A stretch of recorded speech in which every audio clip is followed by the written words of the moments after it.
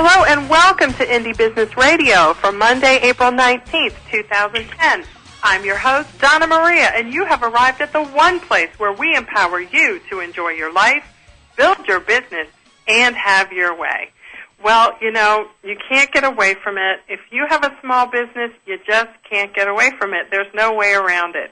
It's called www.twitter.com, and it is probably one of the most fantastic things that has hit the online market, I don't know, since it even existed, maybe. Some people would say that's the case. And, you know, last week I heard that the Library of Congress in Washington, D.C. is actually cataloging tweets. For better or for worse, it's happening. Twitter is here to stay. But even though it's prolific and it's all over the place, there is still sometimes a great deal of confusion and sometimes even frustration about how to actually use Twitter to market a small business. And we've got a fantastic Twitter guru on our show today who's going to share with us some of her tips and tricks for using Twitter in an efficient and cost-effective manner. Her name is Hollis, and she is the author of the newly released Twitter Marketing an Hour a Day book. She is the award-winning founder of WebAdvantage.net and a leading expert in Internet marketing and social media. She has helped lots of companies to launch successful online presences and also to use new marketing strategies just like Twitter.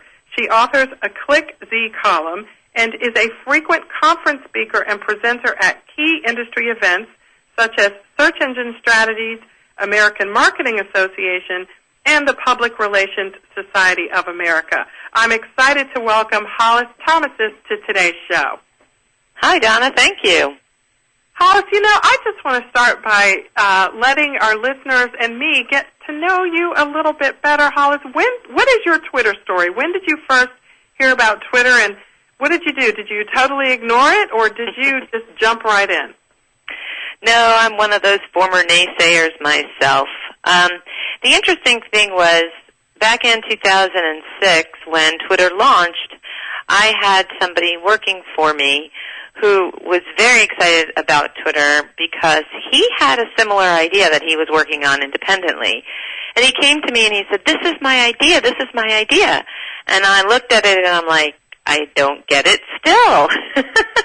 And it wasn't until sort of monitoring, I would consider myself a typical quasi-early adopter, but not first adopter. So I'm somebody who kind of lets the technology percolate a little bit to see if there is value, particularly for marketers, because that's what I do. So I may not be the first person to jump on a bandwagon. I'm using my kind of skepticism to be bullet holed through and let the medium prove itself to me, both through uptake in the marketplace, but also bearing out kind of proof points. So it wasn't until a couple of years later, maybe this time in 2008, that I really got active on Twitter. And by then, Twitter had evolved from being a status update kind of thing that people just said, this is what I'm doing, to really being a marketing channel. And for me, it was a very easy way. You know, you mentioned that I write a column. I write a column every other week, and I've written a number of things before writing my book. And writing is a major task at hand, as is blogging. And in addition to all this writing I do, I run a company. So I don't necessarily have time to blog all the time, but I found that I could still have a voice and share a lot of information through Twitter. So that's what really brought it to my attention. And you tried it out, I mean, what were your first couple of tweets like? I mean, I remember mine. I was very tentative, and I was checking everything and looking around and sort of making sure that I, you know, just looked as fabulous as I possibly could in 140 characters or less. I don't remember what I said. I just remember being very careful. And now, of course, I just whip them out, you know, so quickly I hardly even notice. Right. You know, I probably was a similar way for me. I probably tweeted a little bit about myself, although I tried not to make it just status updates because I didn't think that anybody would really be interested in what I was having for lunch, or that's the typical thing that I hear. Why would anybody care what it is that I'm doing at any given moment? And if you think about it that way, then really it doesn't have much value, especially as a business medium. If you think how do you connect that dot? That's a significant point, I think. How do you connect the marketing use of Twitter with the, I'm at, my favorite coffee shop this morning enjoying organic imported, African roast? I think it's partly up to your individual strategy. What are you trying to accomplish through Twitter or any social media networking for that matter? So does that where it starts no matter what? You have a business, someone tells you about Twitter, you go have a look, you see all these people tweeting, you sort of get a little bit, maybe not confused, but kind of, okay, I'm going to need more time than 2 minutes to take a look at this. What do you do then? What do we say to people who are at that point where they know what it is, they read about it in the paper, they have a business, what to do next? Right. I think that's two things. They're the kind of people who have to dive in both feet first, and that's how they get comfortable with a medium. And they may not be observing best practices right away, and I think that that's okay, as long as what they're trying to do in the long run then evolves. So if they need to get their feet wet and get comfortable before they really start using it in earnest, then let them do that. Other people, because they're tentative, a little nervous, they need to have a game plan, and they need for everything that they do to be deliberate. And so at some point in time, if you're looking to use Twitter for business, you really want to have a game plan, and that game plan can be very clearly spelled out, or it could just be a vision. And, one of the things that I think my vision early on for Twitter was, I've been in this business of online marketing for 12 years, since 1998. I've participated in what amounts to social networking in all of those years, except back in the early days it was email discussion lists, forums, and news groups, and we were all communicating virtually. It wasn't through such robust technologies as they have today, but it was still social media in a way. And what we got out of doing that, we meaning those of us who participated, was a lot of give and take. So people would ask questions and you'd answer them. If you knew the answer, you were trying to kind of help the greater good. So I just always took that approach that was one of the ways that I was going to leverage Twitter is it's just another place for me to help, kind of answer questions, participate, be part of a bigger thing, and, frankly, I have a lot of subject matter expertise, so why not leverage it? It's also a way for me to, in my ClickZ column, I only write about one topic. I write about online media planning, so it's very limited. And we have an agency blog, and we write about subject matter there, but sometimes there's this big void between the stuff that I know and the stuff that I have access to and those places. It doesn't have a home in either of those places, but I can give it a home on Twitter. Twitter can be a medium for me to communicate really whatever it is that I want, and it's a combination of being useful and helpful, and also, just having an opinion and having a voice. So, in my Twitter bio says I tweet about a lot of different things. I tweet about, industry news. I tweet about food and travel and wine and politics and news and, things that I think that just help stimulate conversation, because I like getting people stimulated. So you've got this book, Twitter Marketing An Hour a Day, and it is quite substantial, and it's got some great things in it. The most wonderful thing about it, there's lots of them, but is that it's divided up into chapters, and I want to share this with listeners just really quickly, because I think in the front you actually call it sort of like a Cliff Notes, that you can go through and you can actually just take a look at a chapter, and you can go in any order you want, really, but you've got it laid out in a logical way. And the first chapter, where you entitle it Week 1, is all about getting on Twitter. So we can, I really want, to make sure that everybody takes to heart what you just said, which is you don't have to do it in any particular way. But the second thing under part 2 is finding and attracting followers. And a lot of people come on Twitter and they go, I got to get some followers. I got to get some followers. Let's talk for a second, Hollis, about the importance or not of followers or the types of followers you have, and what are some of the strategies or approaches that a small business owner can take to get followers that make a difference in their business? Right. Well, first of all, I'm really glad that you mentioned that about the book, because I think that one of the challenges is that there's a lot of books on Twitter on the market, and the thing that people say to me once they have the book in their hand is, my God, there's a lot of heft here. Because, when you look at a book on the Internet, it's one-dimensional. All you see is the front cover. You don't realize it's an 1.25 inches thick with 10-point font and 478 pages worth of information that you can go through. And I really did try to present it in a way that was organized and logical so that you could either hopscotch around to what made sense to you, or you could follow it from front to back. With respect to the question about how you attract followers and what's the value of followers, well, followers are what are going to give you your voice. So if you are just tweeting into the Twitter sphere and nobody is following you, then you're kind of talking to yourself. But that's how everyone starts, right? It is how everyone starts, because there isn't anything that comes with Twitter other than an account, right? You don't come with a following. Right. So where do you go from there? Do you follow Twitter's lead and say find your friends on Twitter when you sign up and go find people? Do you let your friends know who you know have Twitter accounts that you're there and ask them to check you out and let's talk on Twitter? So let's talk about some of the basics first. Remember that Twitter is just a tool, just like all the other social media things, just like everything else in marketing is, and you need to integrate them all.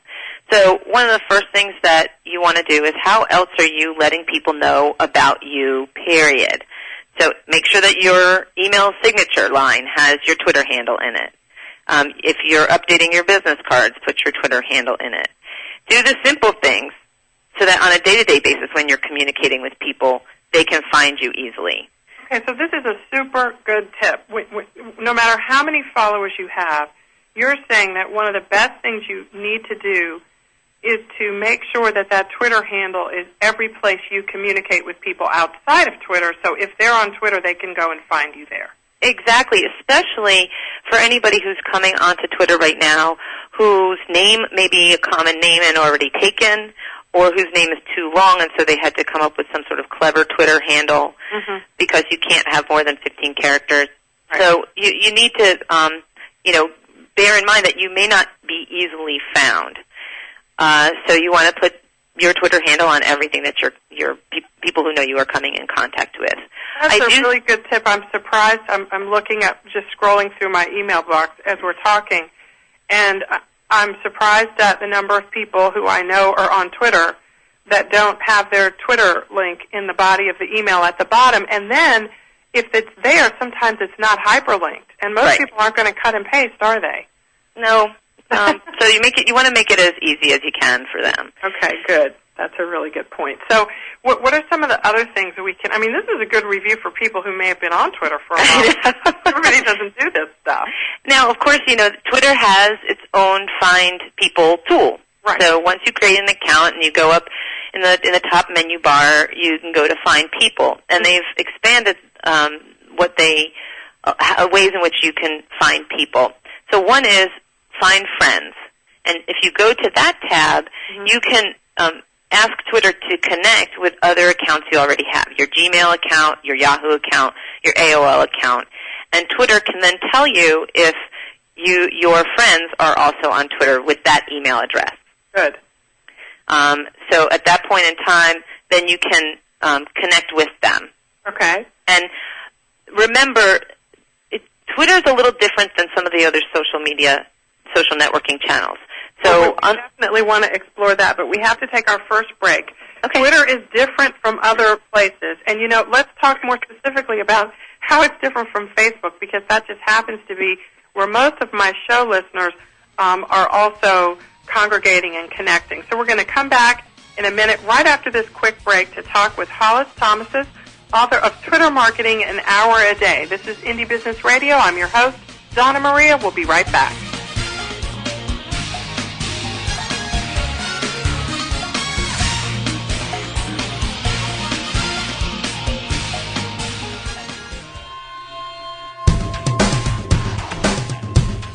Why is everyone listening to GlobalTalkRadio.com? Because it's the future of talk radio. Every day, more and more people are finding Internet radio as not just an alternative media, but as a replacement to traditional AM and FM broadcast stations. Internet radio offers a wider variety of programs, convenient on-demand listening that meets your schedule, and fewer commercial interruptions. And GlobalTalkRadio.com is already leading the way by matching this content with a highly targeted Internet audience. GlobalTalkRadio.com offers its listeners one of the widest programming varieties on the Internet, from business and finance to self-improvement, paranormal, health, literature, romance, politics, and more. There are also opportunities for prospective hosts who would like to host their own weekly or one-time talk shows. Want to learn more? Check us out at www.globaltalkradio.com and see the future of talk radio today.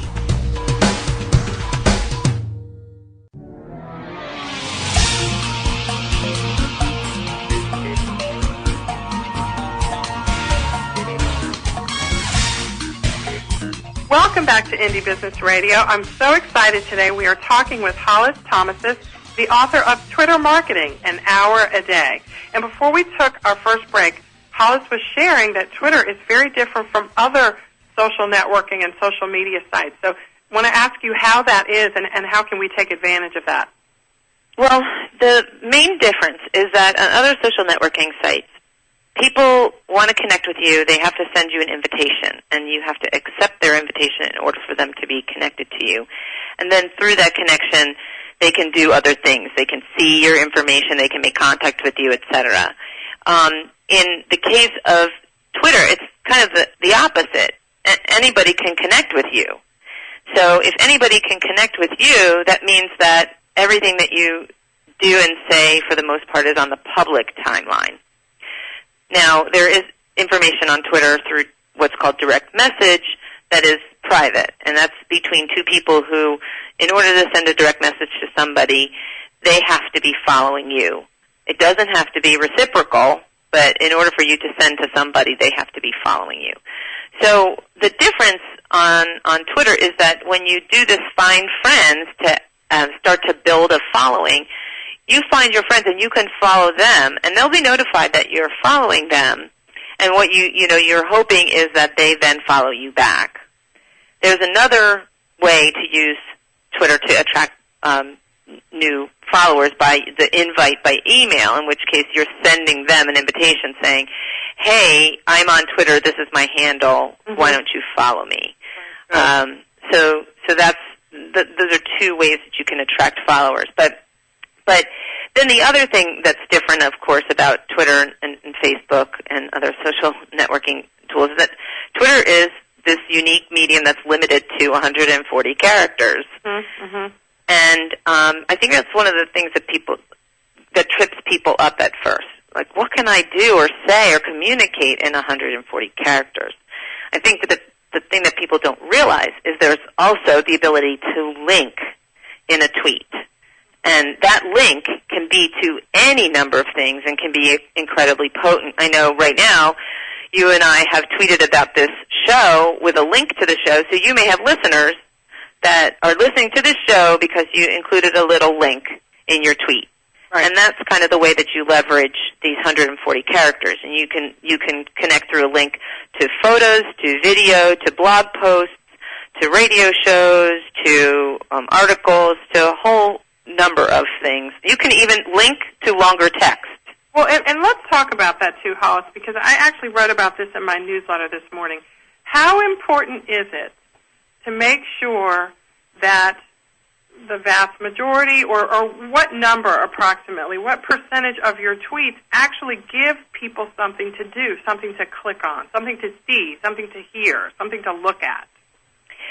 Well, that's a great question. I don't know if there is a formula that's the right formula, because there is this kind of aspect of community to Twitter that if all you did was give people links to stuff about you, that you're not really helping the greater good. And you give what you get, and you get what you give on Twitter.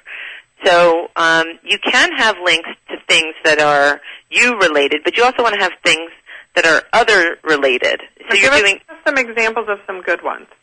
So one thing that so I write these columns, and as a result of being just a writer for years, I get a good number of preview pieces of information, media pitches, essentially.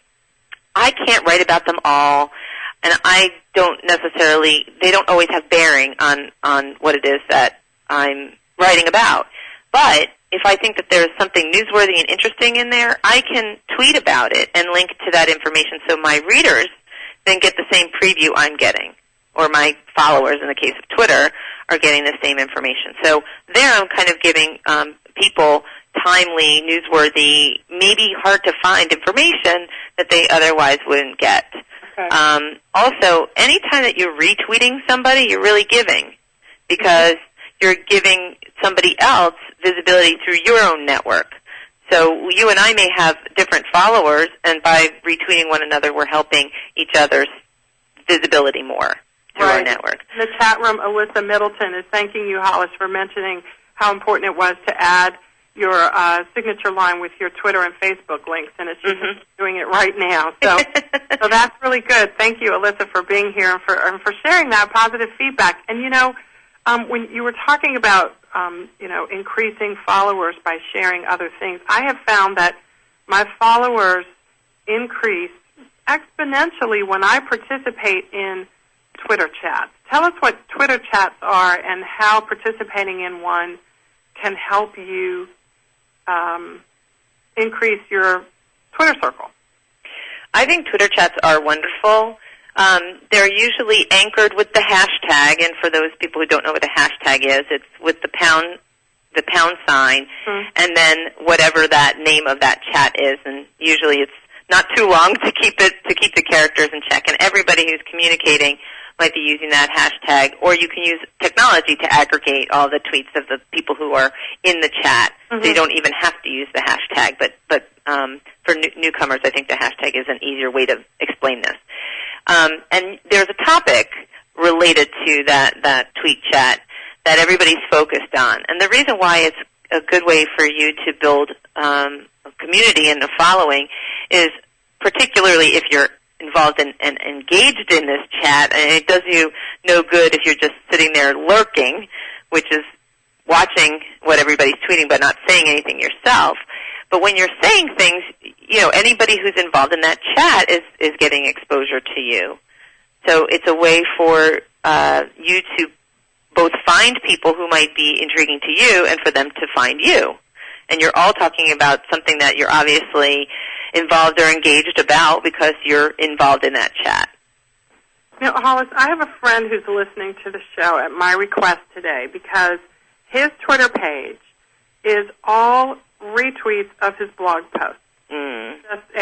It's just from top to bottom retweets of his blog posts. That's it, nothing else.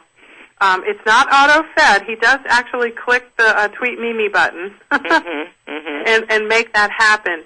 But I want to ask you what you would say to him. Let's just assume that his blog posts are really good for his niche, and they are. What would you say to him about that, and what are some tiny steps, some small beginner steps, because he's just getting his feet wet here and his wife just had a baby last week. What would you say to him to help him make better use of that? And I will also say that he's an international speaker, and he's got some pretty heavy-hitter, well-known authors already following him because he's in their circle. What couple of things would you suggest for him? Well, I always like to remind people that because everything is public on the timeline of Twitter, you, for better or worse, are being judged by your timeline. So somebody who might come to your account to determine in 10 seconds or less whether or not you're follow-worthy, if all they see are your blog post listings, they're not going to see that you're interesting and engaged with them. And Twitter is about conversation. So whether you're having conversation in a larger environment like a chat or one-on-one with people, if people look at your timeline and you have no engagement there, meaning no @messages to other people, they're going to think, well, great, why should I follow you on Twitter? I can just subscribe to your blog post through an RSS feed and just get it that way. They want to have conversation with you. And also they want to possibly meet other people that you know through that kind of engagement. Right. So you really need to do more than just Twitter. It was never meant to just be a push channel. Okay. So the problem when you only push out blog posts, or even if somebody's doing it manually and not through a Twitter feed, it still doesn't show that you're really interested in being part of a community. It's just you can easily become background noise, and that's not what we want our businesses to be. Right. So your book is entitled Twitter Marketing An Hour a Day. So when I read that, I thought, okay, I can knock this out in an hour a day. An hour a day seems like actually quite a bit of time, and I've read emails, as you know, you get them all the time from people who say things like, I can show you how to, blast Twitter out in 15 minutes a week or, 5 minutes a day. So I want to ask you two questions. Number one, explain a little bit, if you can, about the title of the book, and then also, what do you think of that? I know every business is different, but, is Twitter something that when all is said and done in any 24-hour period, you can sort of try and figure out how much time is appropriate for your business to invest in it? So I'll answer your last question first. Okay. I think absolutely. The point is that with all of this, you need to figure out which medium are best for your business and which one is best for your time. Because if you don't feel like you're benefiting from doing this, then why the heck are you? And that's really the concern I have with the larger question of social media, because everybody thinks right now it's a panacea. Oh, it's free, and it's going to be something I can do, and it's going to grow my business by leaps and bounds. And that's not necessarily true. All of this stuff requires time, and unless, you work for free, then your time is money. And you have to determine whether or not this is time well spent and that you're getting any benefit from it. Now, I might raise my hand and say, you know what? I'm not necessarily doing this to help me grow my business. I'm doing this because I enjoy it. And, hey, if that's why you're doing it, then that's perfectly okay. But you have to define the criteria that work for you. So whether it's Twitter an hour a day or LinkedIn an hour a day or some combination thereof an hour a day, or guess what? I'm not going to do any of this an hour a day because I want to be on the street selling. That's what you got to determine. So I really do think that you need to approach this pragmatically. Now, that being said, the point of this kind of book title is that nobody's going to become an expert in so-called, I love all the social media experts out there. I don't even profess to be one of them, is that anything is going to take uptake. It's going to take time to learn how to do and to execute. So you've got to give it that care and feeding and time to experiment with it, to both become comfortable and to learn from it, and to make it then, if you're going to use it for you, a practical use of your time. So it may be that some days you spend 2 hours on Twitter and other days you spend 0 hours on Twitter, but the point is that you can accomplish getting yourself up to date and working with Twitter as a marketing tool by just dedicating an hour a day. Mm-hmm. And it may balance out that you find, in fact, one of the assistants on my book has a great methodology: 15 minutes in the morning, half an hour at lunch, 15 minutes at the end of the day, and that's her hour. Mm-hmm. And right. That's a system that works for her. So it may not be that you do an hour nonstop. It may just be that that's what works for you. See, so the point is... What's also so interesting, too, Hollis, is that with a mobile device, you can be sharing interesting information on Twitter and almost not even count that time because, you're taking a picture of the fantastic meal that you're eating, or the rainbow is beautiful. And that is actually making a contribution to the whole synergy that exists around your business, and that may not even be something that you go, okay, it took me 15 seconds to send that, so I've got to count that in. Right. I think that the mobile accessibility to Twitter is one of its hugest assets.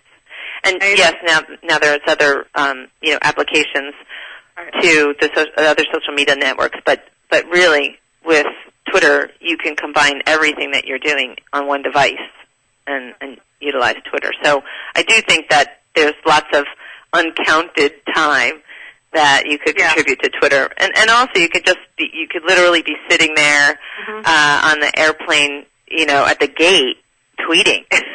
I know it's like such a part of your life. It's just part of life and business, and it's all one sort of big thing. We're going to come back after our final break and talk more with Hollis Thomases, author of Twitter Marketing An Hour a Day, and we are going to get that hour a day question answer out of you, Hollis. And we also have a follow-up from the chat room from someone who wants a little bit more clarification about tweet chat. We're going to come back and ask and answer that question as well right here on Indie Business Radio.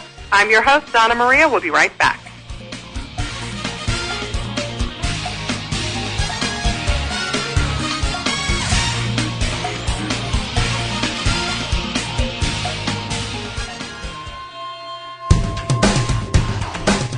Want to stay on top of what's new in the radio industry? Sign up for a free subscription to the Future of Talk Radio, available exclusively to listeners of globaltalkradio.com, and find out what's new in the world of online radio. Listeners can find out about new shows and special guests. People with something special to offer can find out how to become a guest and how to prepare for an interview.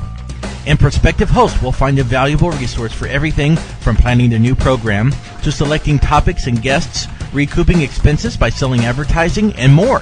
Sign up today for your free subscription to the Future of Talk Radio by visiting www.globaltalkradio.com and learn about the future of talk radio today.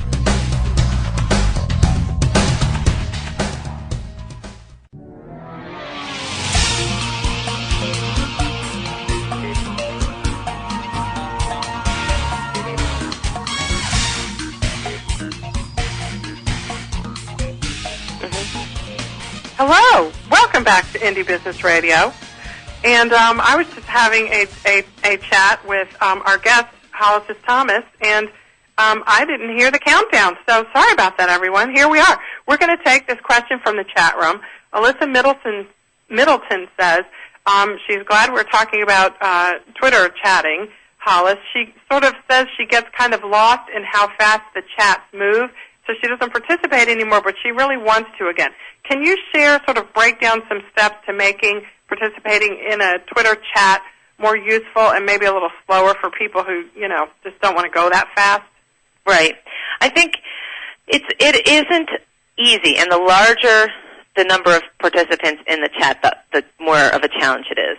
The most basic way is if there's a hashtag that's being used, to just go to Twitter search, search.twitter.com, right, okay, and put in the hashtag. Okay. And then Twitter will tell you, it'll refresh when people have added to that chat. Okay. There are a number of tools that also allow you to aggregate the hashtag and do the work for you and just deliver you the results of that hashtag tweeting. But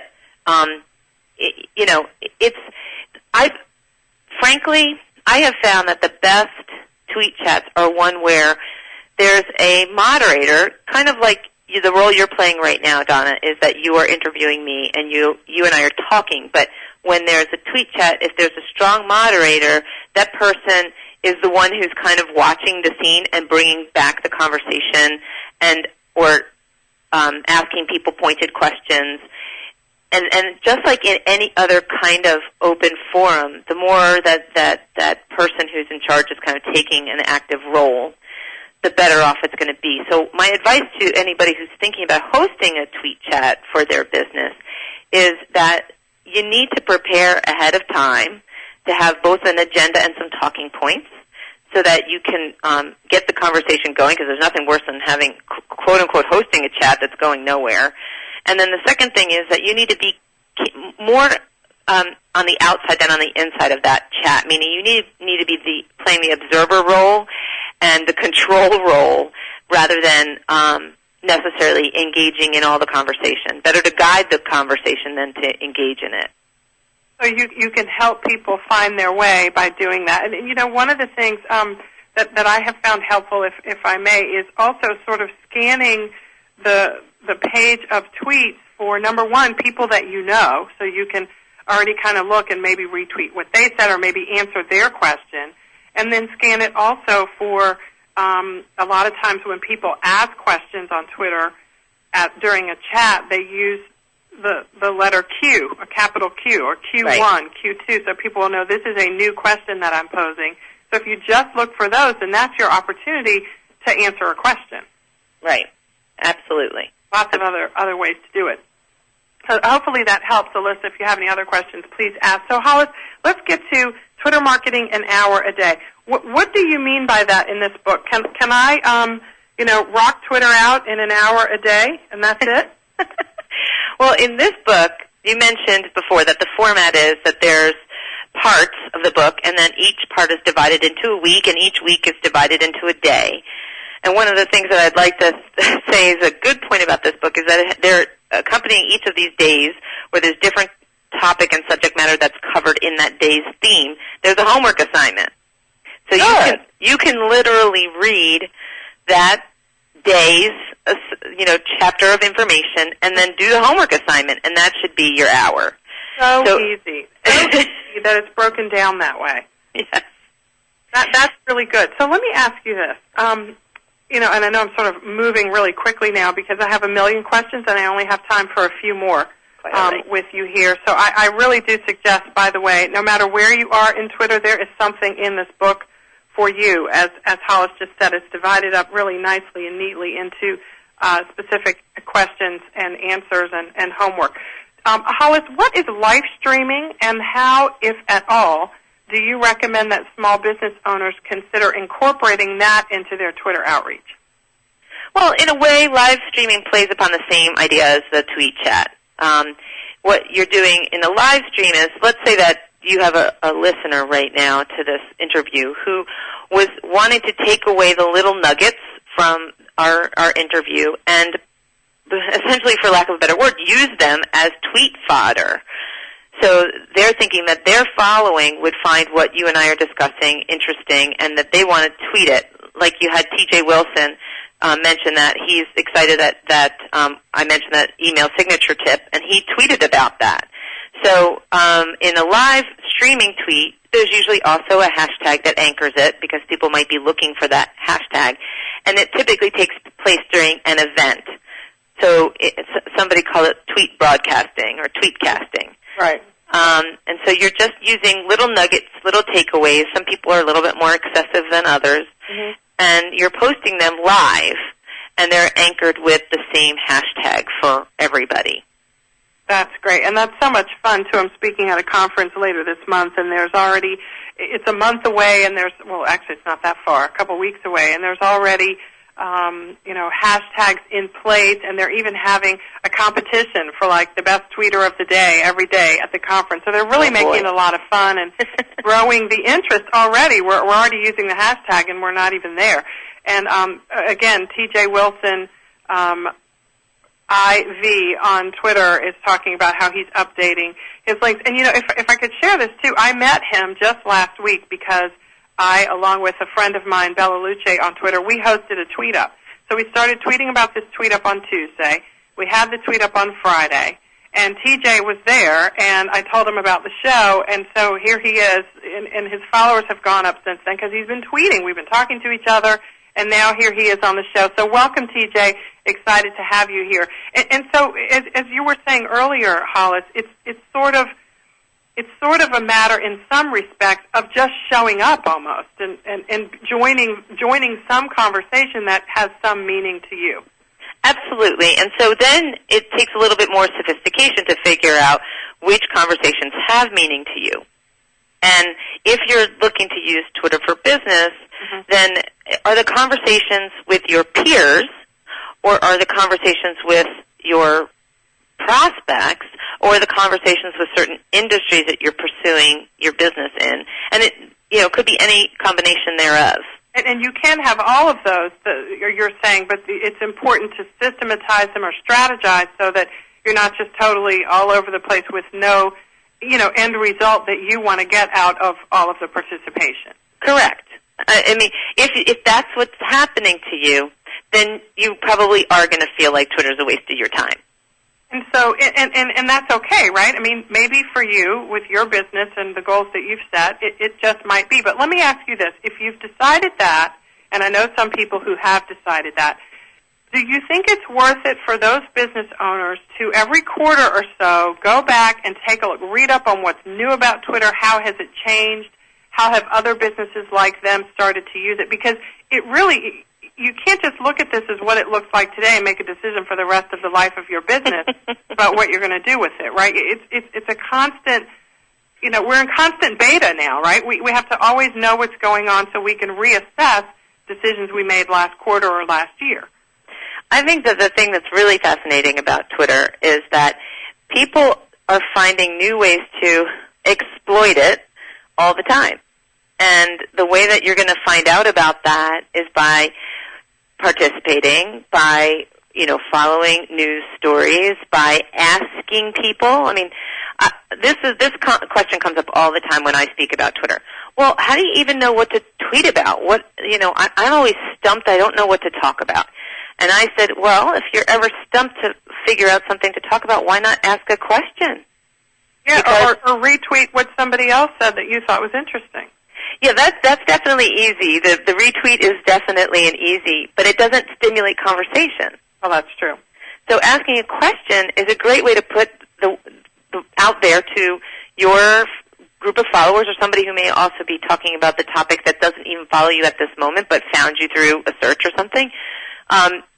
You're asking for their thoughts on your dilemma or your curiosity or your controversy or whatever. And I think that that's one really great way to engage people, because then you're opening the door for them to talk to you.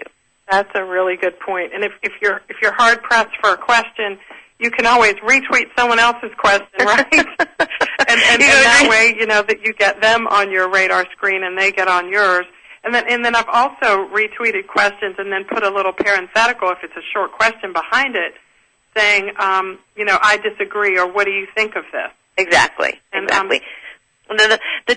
kind of rule of thumb is don't just ever retweet, for the sake of retweeting. If you can, add a couple of words, and if you don't have the characters, try to edit down the retweet a little bit to give yourself a voice. Yeah, and may I just say that is such a pet peeve. There is a person on Twitter who's got 1 billion gazillion followers, and I actually recently unfollowed because I got tired of this. Every single tweet was retweeting somebody else's stuff. It never said retweet, though, but it was always like the title of the article, the link, and then PLZRT. Yeah. He pumped out like 20 of them in a row. I know. I probably had the same experience that you had and did the same exact thing you did. But that raises a really good point, and that is, to me, it doesn't matter how many followers you have. It really isn't about this, getting to 1 million followers or 40,000 followers. It's the quality of the followers that you have, and everybody starts out small. Right. Remember, you come to Twitter with nothing. That's right. So, and be very suspicious if you go to somebody's account and they've got like 5 tweets and they've got 40,000 followers. That's obviously not a real person tweeting. Right. And so those are things to look out for. Now, you just said something. You said it's not the number; it's the quality. Give us some examples of how we know that the quality's there. How do we gauge that? I look for somebody who, like I said, is engaging themselves. So it's one thing if you're, you strike up a conversation one time, maybe over something, and that person, and you chat, but it's another thing if they just drop off the face of the planet for you. And And if you happen to retweet their things a couple of times and they never acknowledge or thank you, or if you try to send them a message and they never reply to you, to me that kind of person is just in it for their own personal gain, and they're not really trying to have a conversation. They're not really trying to connect one-on-one with people or companies. They're just really in it for some sort of popularity contest. And it's okay to unfollow those people. Mm-hmm. Yeah, it is. Good advice. And so, one of the fun things about Twitter, too, I'd like your comment on is, when I tweet something, I often, in my newsletter and in my blog, will link to the tweet. If I'm making a point, or, and that's a really cool way, do you think, to sort of, interconnect everything? I love that. In fact, that's in my book, too. It's perfectly okay to, first of all, I don't even know if all of your readers know how to do that, but each tweet has a link to a solo URL that represents that tweet.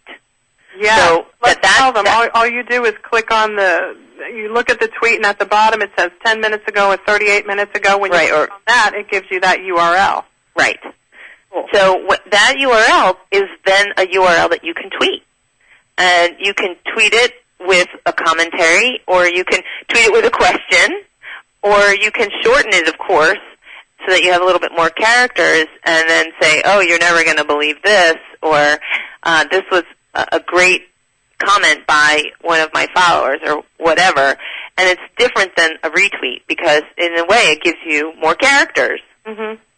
How cool. I just think that is so wonderful. And again, I think this illustrates the importance for us as small business owners to make sure that we keep checking back to see if there are new things that weren't there 6 months ago that we can take advantage of. Great advice from Hollis Thomasis, the author of Twitter Marketing, An Hour a Day, and I cannot emphasize this enough. When I first got this book in the mail, I went, an hour a day? This is like, what 100 pages do we have here? 450 pages on an hour a day. But I really want to emphasize, as you did, Hollis, that you have divided this up so carefully and so simply and succinctly that anybody, whether you're new to Twitter or not, can check out one chapter and just get something out of it and do your homework and really be able to propel your Twitter use forward. So thank you for all the investment. This is a huge investment of time, a real nice legacy here for Twitter users. We appreciate it. Tell us, Hollis, where do we go to get more information about you? Well, of course, you can either come to one of two places. My company is Web Advantage, and we are at webadvantage.net, and that's all one word. There's also our book website is Y140, like the word Y, WHY 140. And both places have more information about me, and of course the book website has more information about the book, and my company's website has more information about me and our company and our services. And as you mentioned earlier, we're an online marketing and advertising agency, so we do work to help companies use the Internet as a marketing channel. And you can follow Hollis on Twitter at her name, Hollis Thomasis. So there you go. You can watch and see her in action doing some of the things she said work for her business. And, I have found one of the best things to do on Twitter, follow somebody who enjoys it, who knows what they're doing, who's gotten good at it, and essentially do some of the things that they do. You really can't go wrong with that. And Hollis is tops where that is concerned. Thank you so much for joining us today, Hollis. It's great to have you, and I will be posting this show to indiebusinessradio.com, of course, where you can stream it, download it. I'll also be posting a blog about it, and it will be available on iTunes as well. Thank you so much for joining us. I am very excited. Next week, Julie Austin, she is the author of The Money Garden, How to Plant the Seeds for a Lifetime of Income. She is also the creator and the patent owner for a product called Swiggies. They are wrist water bottles that you can use when you're running. They've got kid sizes, adult sizes. So you know what? We're going to be tackling the topic of getting a patent for a product that you love, that you think there's a market for. This is going to walk us through how to do it and how to create different streams of income from an idea that you have. Such an important thing, an empowering thing for all small business owners to consider doing today. That's next week, April 26th, right here on Indie Business Radio. I'll see you then. In the meantime, enjoy your life, build your business, and have your way.